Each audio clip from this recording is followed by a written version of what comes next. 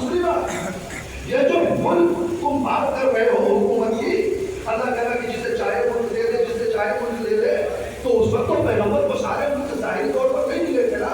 مدینے میں تھے، مکے پر حکومت نہیں تھی، بصرے پر حکومت نہیں تھی، عراق پر حکومت نہیں تھی، مکمل عربستان جسے کہا جائے، مصر و یمن وغیرہ جتنے بھی ممالک ہیں اس پر حکومت نہیں تھی.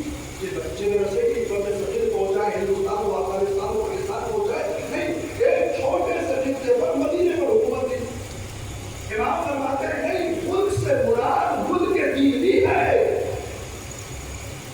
ملک دینی.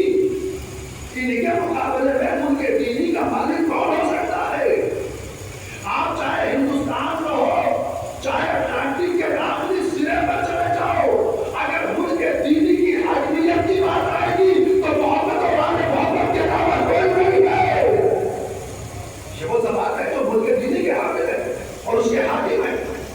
گفتگو وہاں ہو رہی، مگر اگر ظاہری طور پر بھی دیکھا جائے تو کہا آخذو منا، یہ ہم سے چھینا گیا. اور کیسے چھینا گیا؟ مشہوریت نہیں ہے. بھائی آپ برف میں کام کرنے جاتے ہیں، چاہے وہ آپ کو روز کے حساب سے تنخواہ ملے، چاہے آپ کو مہینے کے حساب سے تنخواہ ملے، تنخواہ کتنی ہے کام کرتے جاتے ہیں.